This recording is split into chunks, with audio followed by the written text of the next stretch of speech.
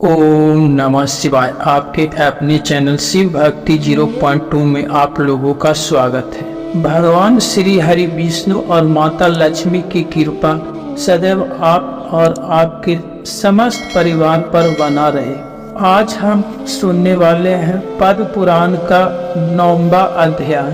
भगवान श्री लक्ष्मी नारायण का ध्यान करके आज का कथा प्रारंभ करते हैं। सूत देव जी बोले, अब मैं इस पाप नाशक महत्व का वर्णन करता हूँ, तुम ध्यान पूर्वक सुनो। माधव मास में शुक्ल पक्ष की अक्षय तृतीया के दिन जो सूर्योदय में प्रातः काल स्नान करते हैं, वे संपूर्ण पापों से छूटकर विष्णु लोक को जाते हैं। और जो देवता पितृ ईश्वर और ऋषियों के नियमित तर्पण करते हैं, उसे संपूर्ण वेद आदि शास्त्र पढ़ लिए, सब यज्ञ कर लिए और 100 श्राद्ध कर लिए।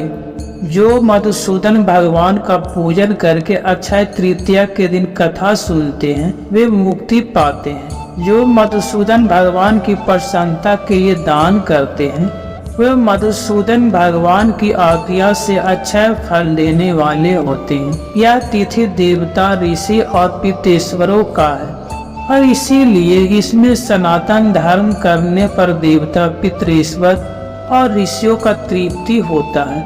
इस तिथि की व्याख्या कैसे हुआ वह भी मैं बताता हूँ। हे राजन, तू सावधान होकर सुनो। प्राचीन समय में राजा बलि के संग इंद्र का भयंकर युद्ध हुआ और देवता और दैत्यों का भी आपस में द्वंद्व युद्ध हुआ। इंद्र पातालवासी बलि को जीतकर फिर पृथ्वी पर उठ के आश्रम में गया।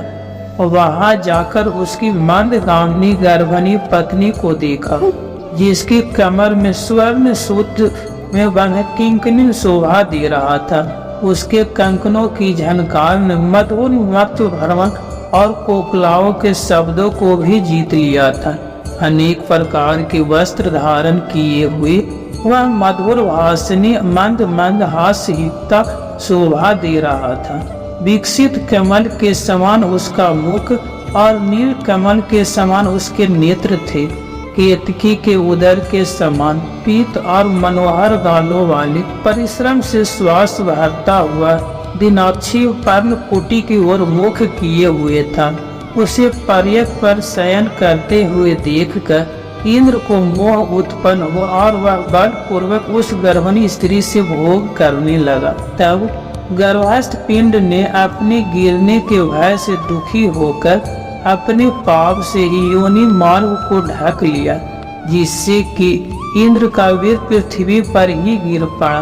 तब गर्भस्थ शिशु पर इंद्र को महाक्रोध हुआ और रोष के मारे तांबे जैसे लाल नेत्र करके श्राप दिया, हे दुर्बुद्धि, तूने पाप से योनि द्वार को रोका, इसे तू जन्मांध हो जा। तब दीर्घतम पांगु से वीर संचालन से जयंत के समान हुआ और इंद्र वो तो ऋषि के श्राप के भय से शीघ्र ही भाग गए।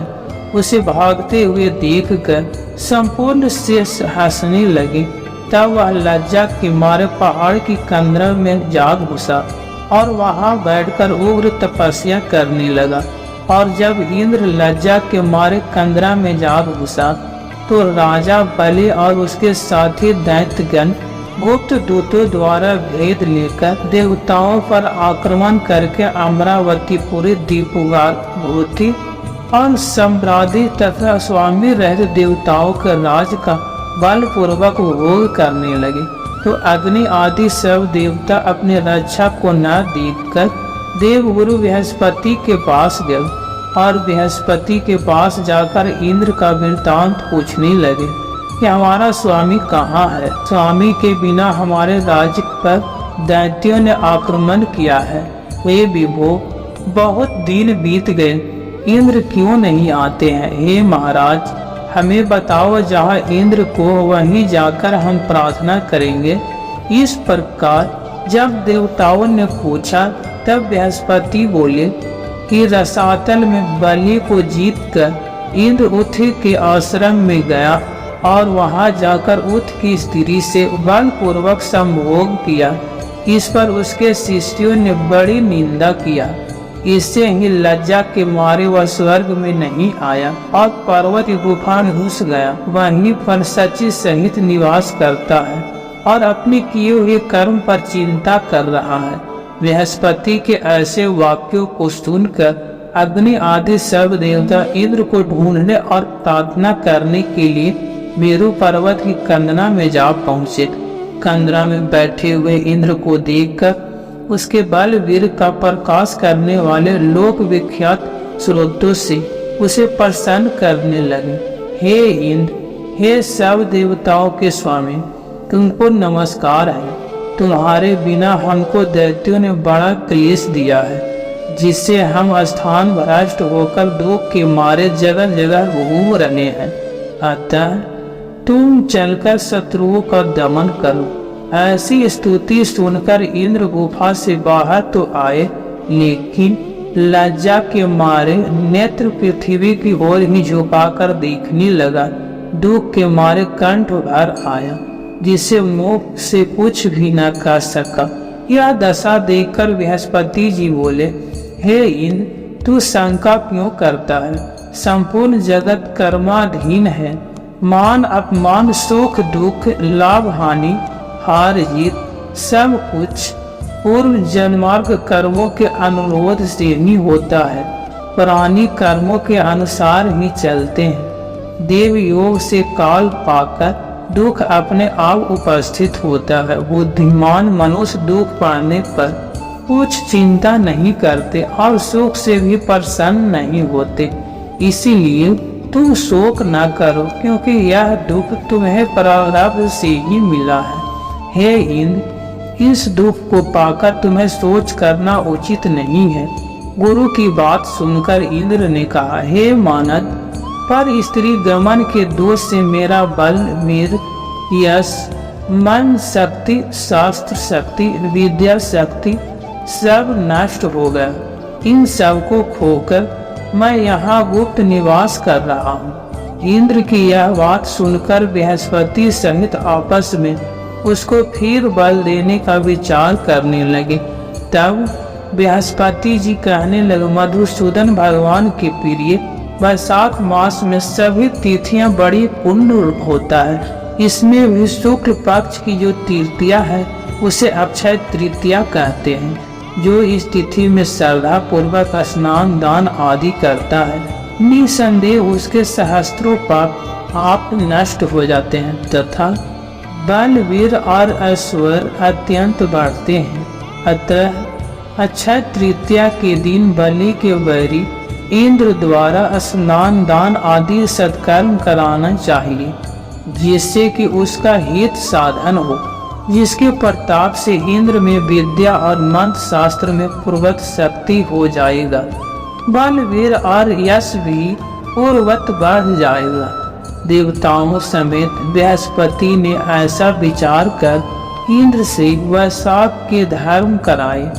अक्षय तृतीया के दिन युक्ति मुक्ति देने वाले धर्मों से पूर्वत बल, वीर आदि बढ़ गए तथा पर स्त्री गमन का दोष भी तत्काल नष्ट हो गया। इस कर्म से इंद्र अपने पाप कर्मों से इस प्रकार छूट गया, जैसे कि चंद्रमा राहु से छूटता है, और वह देवताओं के मध्य पूर्वक शोभा को प्राप्त हुआ। इंद्र ने देवताओं को संग लेकर असुरों को जीतकर अक्षय तृतीया के महत्व से सर्व वैभवों से युक्त अमरावती पुरी में प्रवेश किया। फिर तो इंद्र के आगे शंख तुरैया बाजे बजने लगे। फिर इंद्र की आज्ञा से सब देवता अपने आप घर चले गए और पूर्ववत यज्ञ आदि में अपना अपना भाग लेने लगे। पितृश्वर पूर्वत पिंड भाग प्राप्त करने लगे। राक्षसों के हार जाने पर मुनि स्वाध्याय में तुष्ट हुए। तभी से संसार में यह अक्षय तृतीया प्रख्यात है। यह देवता ऋषि पितृगण सबको संतोष देने वाला है। अतः यह सब कर्मों को काटने वाला सबसे पुण्यतम है। यह अक्षय तृतीया मनुष्य को मुक्ति और युक्ति प्रदान करने वाला है। अक्षय तृतीया की पौराणिक कथा के अनुसार प्राचीन काल में एक धर्मदास नामक वैश्य था। धर्मदास अपने परिवार के साथ एक छोटे से गांव में रहता था। वह बहुत ही गरीब था और हमेशा अपने परिवार के भरण पोषण के लिए चिंतित ही रहता था। उसके परिवार में कई सदस्य थे। धर्मदास बहुत धार्मिक प्रवृत्ति का था। उसका सदाचार तथा देव एवं ब्राह्मणों के प्रति उसकी श्रद्धा अत्यधिक प्रसिद्ध था। अक्षय तृतीया व्रत के महत्व को सुनने के पश्चात उसने अक्षय तृतीया पर्व का आने पर सुबह जल्दी उठकर गंगा में स्नान करके विधि पूर्वक देवी देवताओं का पूजा किया। व्रत के दिन सामर्थ्य के अनुसार जल से भरे घड़े, पंखे, जौ, सत्तू, चावल, नमक, गेहूं, गुड़, घी, दही, सोना तथा वस्त्र आदि वस्तुएं भगवान के चरणों में रखकर ब्राह्मणों को अर्पित किया। यह सब दान देखकर धर्मदास के परिवार वाले तथा उसकी पत्नी ने उसे रोकने का बड़ी कोशिश किया। उन्होंने कहा कि अगर धर्मदास इतना सब कुछ दान में दे देगा तो उसके परिवार का पालन पोषण कैसे होगा। फिर भी धर्मदास अपने दान और पुण्य कर्म से विचलित नहीं हुआ और उसने ब्राह्मणों को कई प्रकार का दान दिया। उसके जीवन में जब भी अक्षय तृतीया का पावन पर्व आया, प्रत्येक बार धर्मदास ने विधि से इस दिन पूजा एवं दान आदि कर्म किया। अनेक रोगों से ग्रस्त तथा वेद होने के उपरांत भी उसने उपवास करके धर्म कर्म और दान पुण्य किया। फिर यही वर्ष दूसरे यानी अगले जन्म में कुशावती के राजा हुए। मान्यता है कि अक्षय तृतीया के दिन किए गए दान पुण्य और पूजन के कारण वह अपने अगले जन्म में बहुत धनी एवं प्रतापी राजा बना।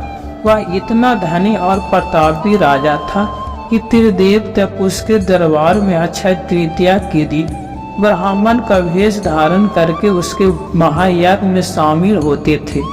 अपनी श्रद्धा और भक्ति का उसे कभी घमंड नहीं हुआ।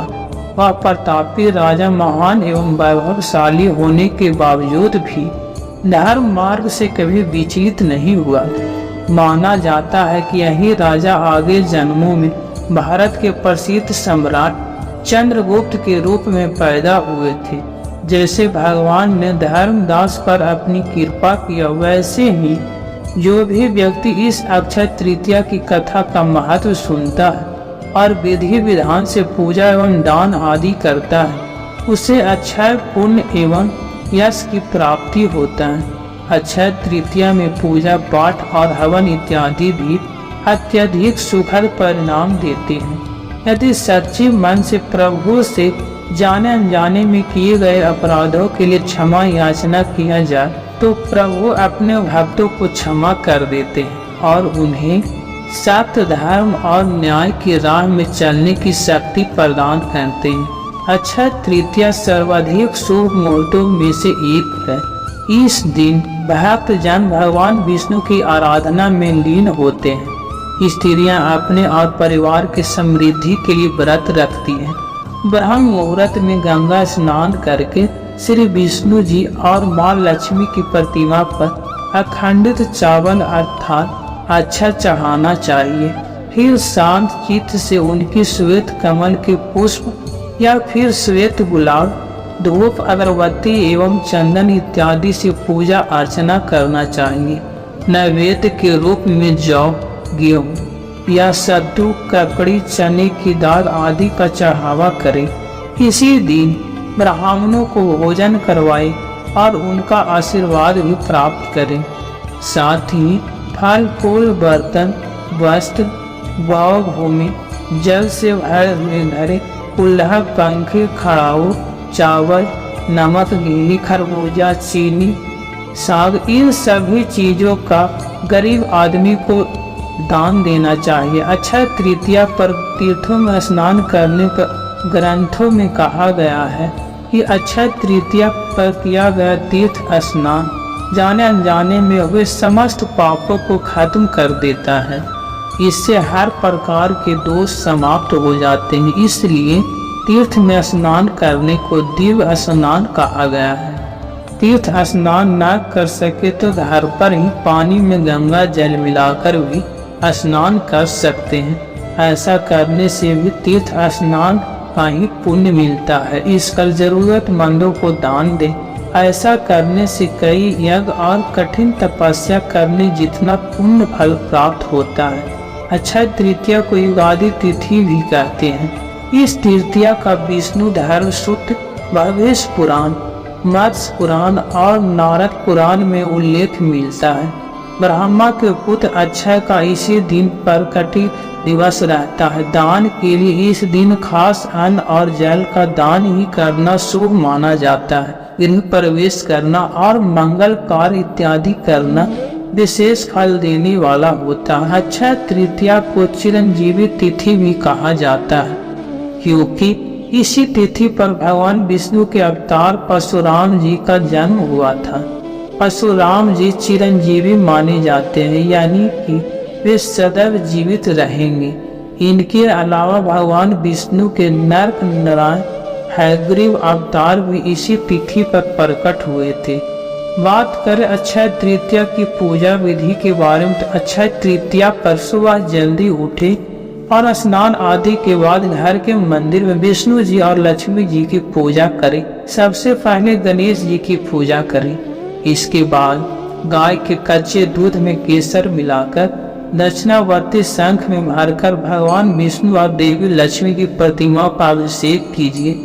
फिर इसके बाद शंख में जल भरकर उसे भगवान विष्णु जी और देवी लक्ष्मी का अभिषेक करें। फिर भगवान विष्णु और लक्ष्मी जी को लाल पीले चमकीले वस्त्र अर्पित करें, हार फूल इत्यादि अर्पित करें। खीर, पीले फल या फिर पीली मिठाइयों का भोग लगाएं। पीपल में भगवान विष्णु का वास माना गया, इसीलिए इस दिन पीपल के पेड़ पर जल अवश्य चढ़ाए। किसी मंदिर में या फिर जरूरतमंद लोगों को अन्न, जल, जूते, चप्पल, वस्त्र, छाते का दान करें। सूर्यास्त के बाद शालिग्राम के साथ तुलसी के सामने रही गाय के कच्चे दूध से बने हुए घी का दीपक जलाइए। अक्षय तृतीया पर किसी अनाथ बालिका की शिक्षा या फिर उसके विवाह में आर्थिक मदद करें। घर के आसपास कोई भी जीव हो, जैसे गाय, कुत्ते या फिर बिल्ली, जो भी जीव होते हैं, पशु पक्षी होते हैं, उनके नियमित अन्न और जल की व्यवस्था अवश्य करना चाहिए। तो इस प्रकार से शुभ कर्म करते हुए आज का दिन व्यतीत करें और फिर रात्रि में यानी कि शाम के समय माता लक्ष्मी की विधि विधान से पूजा आराधना करें, उसका आवाहन करें और उनसे प्रार्थना करें, हे माँ लक्ष्मी, श्री हरि विष्णु सहित अस्थायी रूप से मेरे घर में वास कीजिए। जाने अनजाने घर के मुख्य द्वार के दोनों तरफ शुद्ध घी या तिल के तेल का दिया जलाइए। तो अक्षय तृतीया से ठाकुर जी की चंदन यात्रा प्रारंभ हो जाता है। इसके अलावा बिहारी जी के चरणों के दर्शन आज ही कराए जाते हैं।